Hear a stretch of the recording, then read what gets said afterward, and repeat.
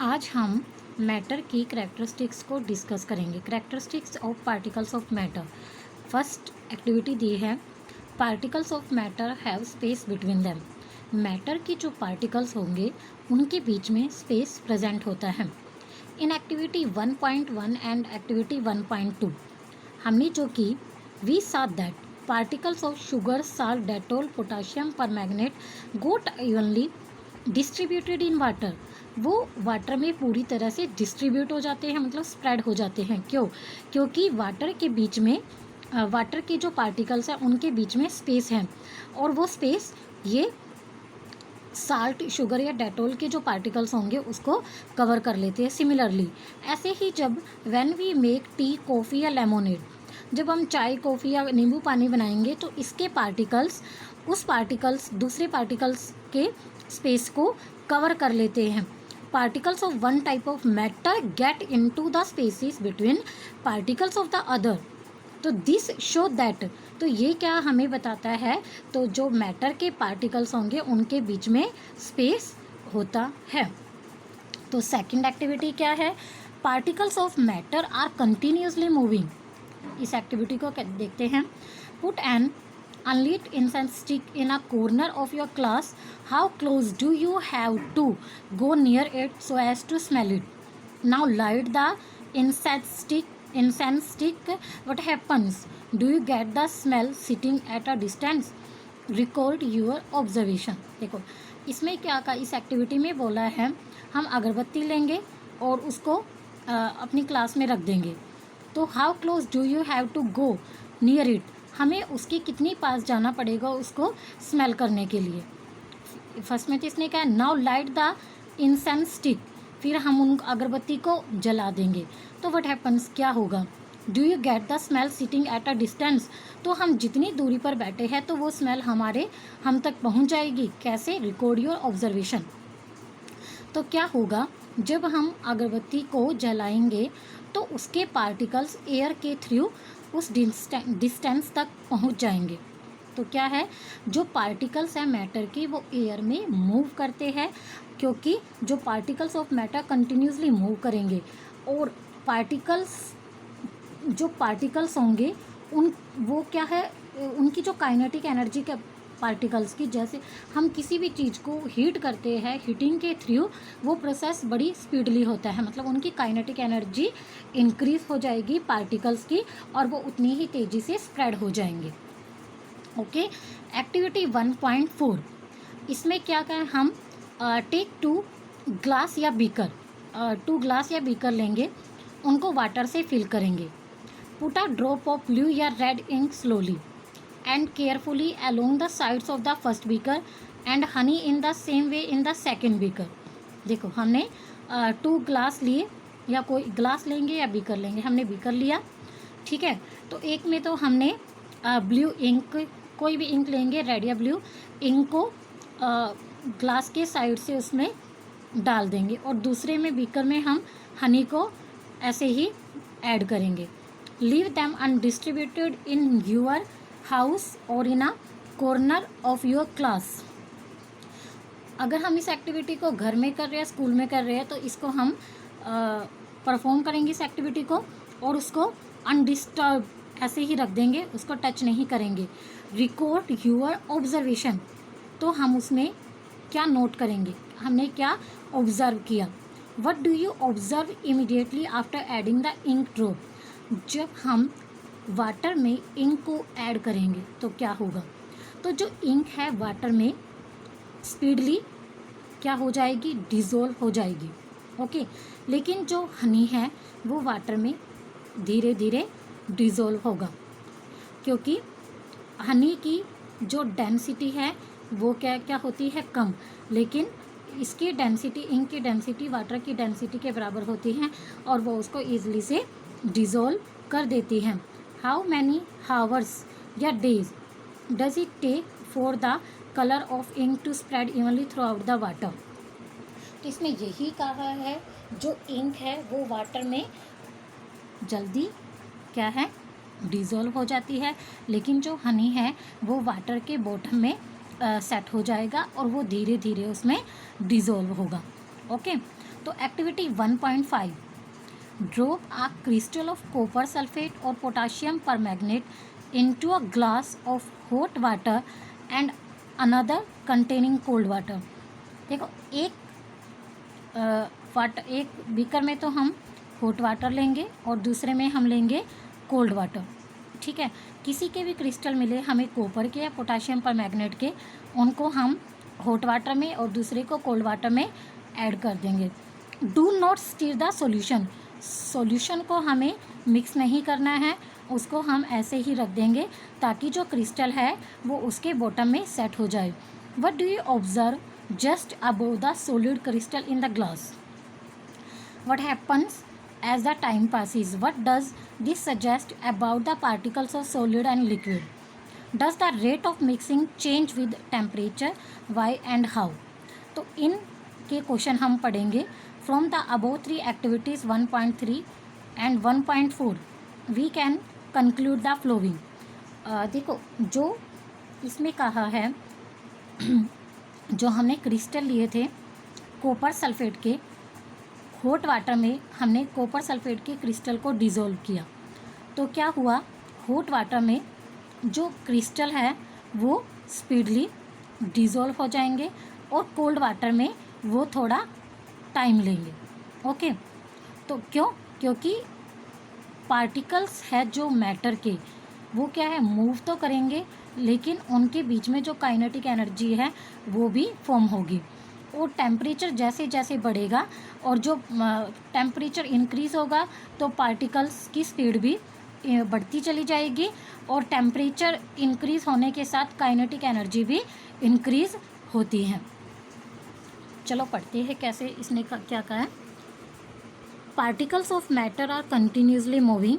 Matter की जो particles हैं वो कंटिन्यू मूव करेंगे और जब वो कंटिन्यूसली मूव करेंगे तो वो काइनेटिक एनर्जी को भी फॉर्म करेंगे। एज द टेम्परेचर राइसेस, और जैसे जैसे टेम्परेचर इंक्रीज़ होगा पार्टिकल्स मूव फास्टर, पार्टिकल्स उतनी ही स्पीडली मूव करेंगे। So we can say that, तो हम कह सकते हैं विद इंक्रीज इन टेम्परेचर जैसे ही इंक्रीज़ होगा the kinetic energy of the particles की काइनेटिक एनर्जी भी क्या हो जाएगी, इंक्रीज़ हो जाएगी। इन द अबव 3 एक्टिविटीज़, इन तीनों एक्टिविटी में we observe that particles of matter intermix on their own with each other.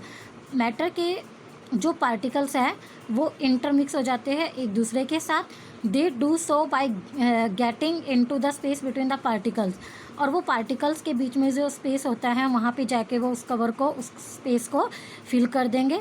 This intermixing of particles of 2 different types of matter, देखो हमने 2 अलग अलग तरह के मैटर को लिया, ठीक है। Intermixing of particles of 2 different types of matter, जब हमने 2 अलग टाइप के मैटर को लिया तो क्या होगा, उनके बीच में जो इंटरमिक्सिंग हुआ उनके पार्टिकल्स के बीच में, तो इस प्रोसेस को हम बोलते हैं डिफ्यूज़न। डिफ्यूज़ हो जाना एक पार्टिकल्स का दूसरे पार्टिकल्स में। ओके, तो we also observe that on heating, और इस प्रोसेस को हम कब कैसे ऑब्जर्व कर सकते हैं, हीटिंग में। डिफ्यूज़न बिकम फास्टर, जब भी डिफ्यूज़न मतलब हीट करेंगे किसी भी प्रोसेस को तो डिफ्यूज़न बड़ी स्पीडली होगा। ओके, तो वाई डज दिस हैपन, वही है किस लिए क्यों होगा भाई, जैसे जैसे हम उसको हीट करते जाएंगे डिफ्यूज़न बढ़ता जाएगा और काइनेटिक एनर्जी क्रिएट होगी उनके बीच में, काइनेटिक एनर्जी मॉलिक्यूल्स के बीच में। ओके,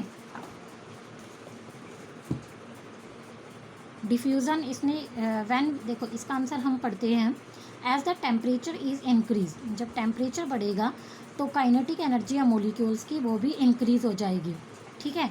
तो इंटरमोलिक्यूलर स्पेस है जो पार्टिकल्स के बीच में इंक्रीज़ होने के कारण जो मैटर है वो डिफ्यूज़ हो जाते हैं ईजिली एक दूसरे के साथ।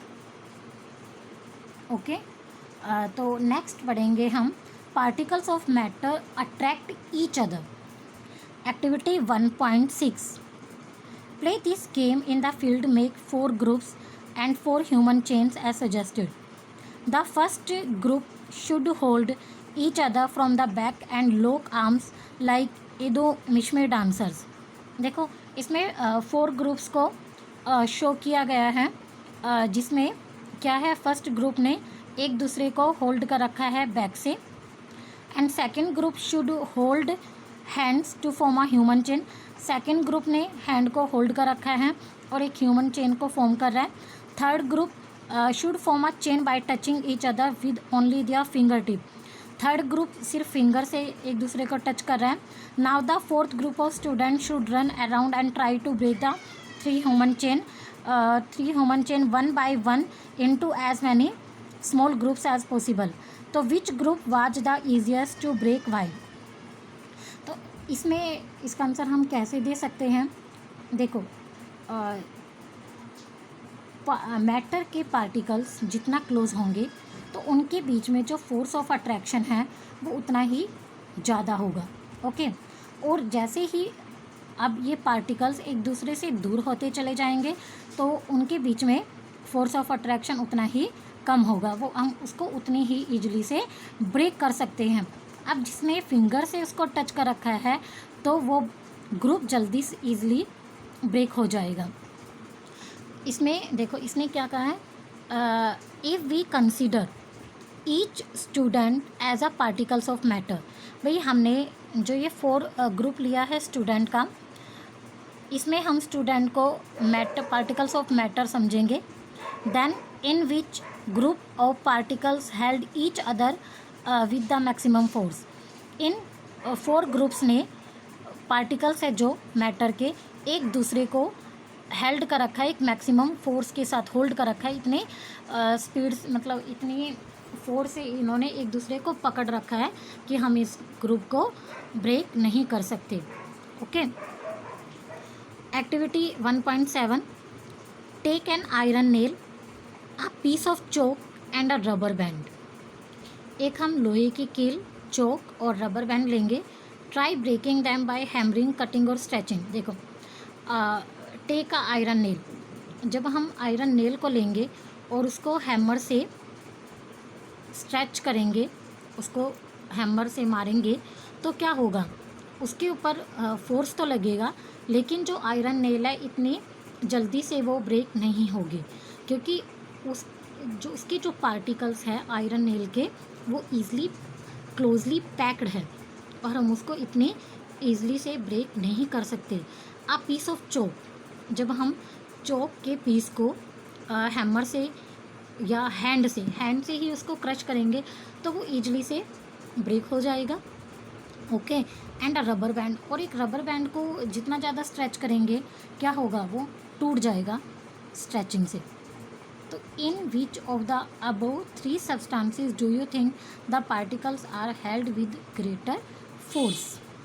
तो इसमें यही कहा है टेक भाई हमने जिस पे हम अभी मैटर के जो पार्टिकल्स हैं जो क्लोजली पैक्ड है उस पर तो हमें ज़्यादा फोर्स लगाना पड़ेगा उसको तोड़ने के लिए, और मैटर के कुछ पार्टिकल्स ऐसे होते हैं जिनके बीच में स्पेस कम प्रेजेंट होगा, उनको हम इजीली से ब्रेक कर सकते हैं। Okay, activity 1.8, open a water tap, try breaking the stream of water with your fingers. हम वाटर टैप को ओपन करेंगे और अपनी फिंगर से उसको कट करेंगे, ठीक है, पानी की धारा को काटने की कोशिश करेंगे। Were you able to cut the stream of water, क्या हम पानी की धारा को काट सकते हैं? नहीं। क्यों? क्योंकि जो वाटर के पार्टिकल्स हैं वो क्या है, क्लोजली पैक्ड हैं और उनके बीच में फोर्स ऑफ अट्रैक्शन बहुत ज़्यादा है जिनको हम तोड़ नहीं सकते। What could be the reason behind the stream of water remaining together? तो इसका आंसर पढ़ते हैं।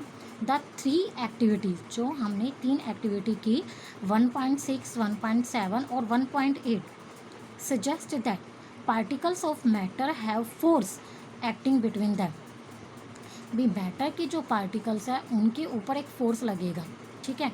This force keeps the particles together, और इस फोर्स के कारण ही मैटर के पार्टिकल्स टुगेदर जुड़े हुए हैं, हम उनको ब्रेक नहीं कर सकते।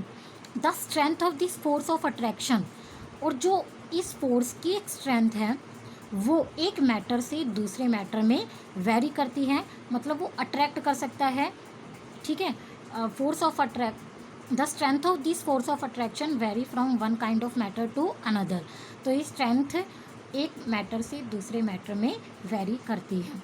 ओके, तो ये आपको क्लियर हो गई होगी एक्टिविटी 1.8।